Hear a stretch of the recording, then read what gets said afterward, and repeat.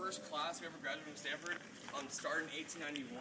There were transfer students that year, so some students got their degree in 1892, hence the first one. However, they didn't start doing time capsules until 1895, and the story behind that is, so the class of 1895 was the very first class to start freshman year and go the 4 years. Herbert Hoover was in that class, and I think the story has it, on the night of their graduation, they had a good time. I think they were having a big party on this campus, and they painted the number 95 in cardinal red all over campus. They supposedly went to the president of the school's house, and he had cows and horses on his property, and they painted 95 on his cows. So they said, the university kind of looked at that and said, well, we're excited for our students, congratulate them, but let's find a more creative and productive way for them to make their mark on campus for the rest of history. So they said we create a time capsule. So pretty much it's a big bin about this big, and the students can put literally anything they want in there. So some classes have gotten very creative. I believe the class of 1991 has a chunk of the Berlin Wall in their thing. The class of 1982 has a Michael Jackson Thriller album in it. And supposedly one class, so the class of 1989, has a piece of pepperoni pizza in their time capsule. And I can go this way. So one of the freshman deans was in that class in 1989. Everyone thinks it's her. She refuses. She denies it all the time. But I'll continue to perpetuate that rumor as long as I can. So that's anyways, it's a fun little tradition. Again, like I'm in the class of 2011, and we're going to be doing that same thing for our class this year too.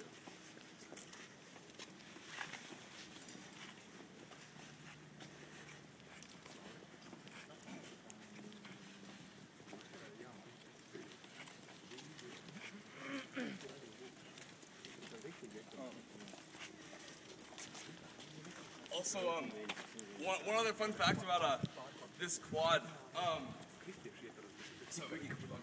The architect who drew up and engineered Central Park in New York was the same architect who engineered this campus. So he kind of wanted to create that kind of feel where it's very, very big and vast, but at the same time feels intimate when you're inside it. So you kind of, even right here, kind of it feels like a park almost. Great. And another fact about this quad, they actually emptied out an entire stone quarry to build this quad. So there's actually no other type of stone like this in the entire world because they emptied it all out and that specific type was done. So kind of poses a problem anytime they try to build a replica building to this quad on campus because they can't find the exact stone. So they try to make it as close as possible, but only a replica.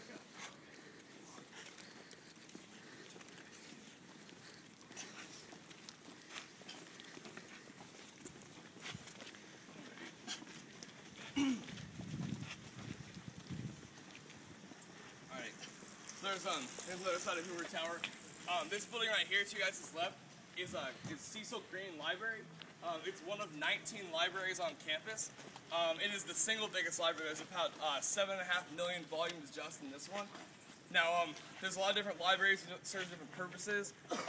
So, for example, the business school has its own library, the law school has its own library, the medical school, school of engineering, even like the art department, and the earth sciences department, and so all over the place there's libraries, big or small, but this is kind of the main one. A lot of students will come here to study, and Stanford has a very convenient database where if you're looking for a book and you can't find it, it could be in any library, so you can go on this database and literally search the title and everything, and it'll tell you exactly which library, which row, which stat, specifically. So very this one actually also has the second largest microtext collection in the world, second to Netflix, and for free. So literally anytime students want to rent a movie, DVD, for class or just for enjoyment, you can go down here and rent that. So, pretty. Any questions so far? That is impressive. So this building right to your guys' left is the School of Education.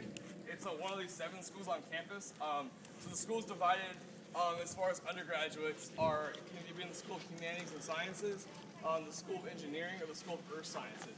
Other than that, there's graduate programs that are also in the medical school, business school, law school, and school of education, which is this building right here. It also hosts a lot of lectures and small seminars for undergraduates as well. I can go a little bit academics. The average class size at Stanford is approximately 25 students. However, that's usually more later in your academic career, and when you get into grad school, the early first couple of years as undergraduate, classes can be up to 120, maybe even 200 students in one class in a big lecture. But every single large class over 100 students has what's called a section, which is a seminar discussion led by a graduate student. So typically, for example, in my macroeconomics course, we had 200 students in a big lecture hall. But the professor, it was great, but to create a more intimate environment, we had a small seminar of only 10 students led by a PhD student in economics. So, and no new materials taught in that section. It's more kind of absorbing and discussing what occurred in class the prior week. So I've actually got a lot of that experience getting the big lecture experience in the small section experience. This right here is called the intersection of death, actually, is what it's nicknamed.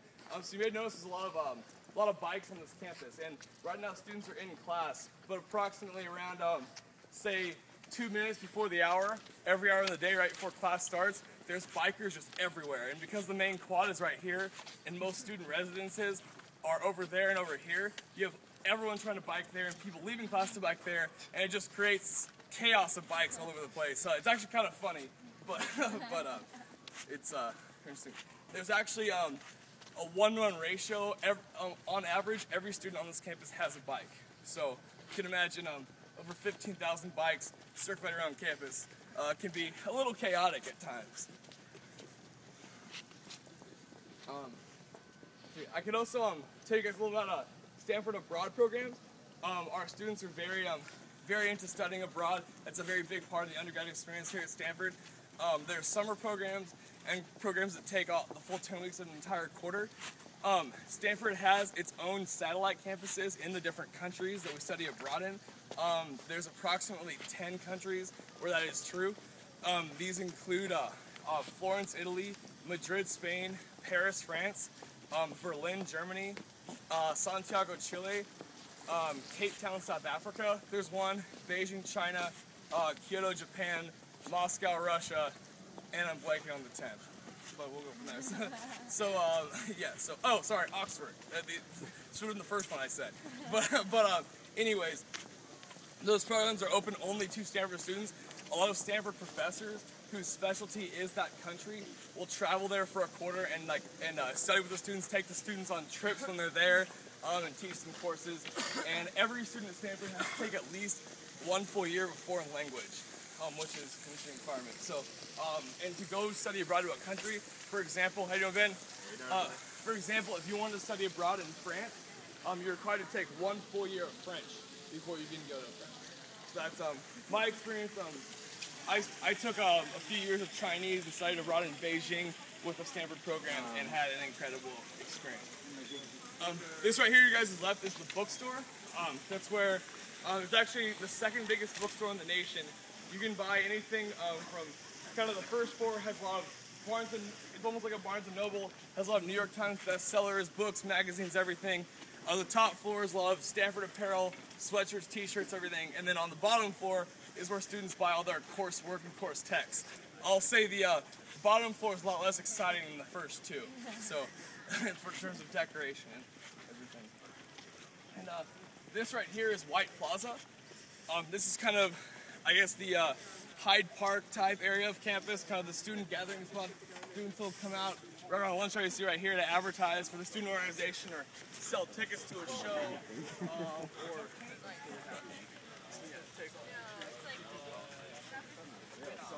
Hi.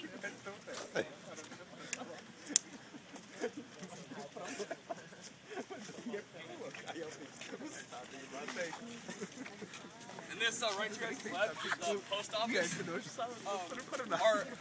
Our university is actually so big, we have our very own zip code, and we have 2 of them. So there's actually I kind of got that mixed up when I was a freshman. I didn't know that when parents want to send you packages, you think Palo Alto, California, but it's actually Stanford, California, and that could be a little confusing at first. And they got more bikes. This right here is called the bird cage. It's empty right now, but students will advertise for events or parties or anything and put big posters right there. A lot of funny stuff.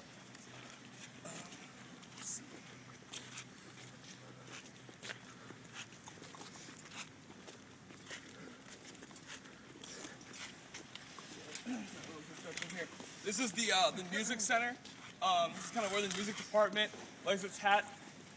There are some music professors. If you guys notice, Hoover Towers, you guys can see back there, has a 48 cartillion of bells at the very top. The largest bell weighs 2.5 tons.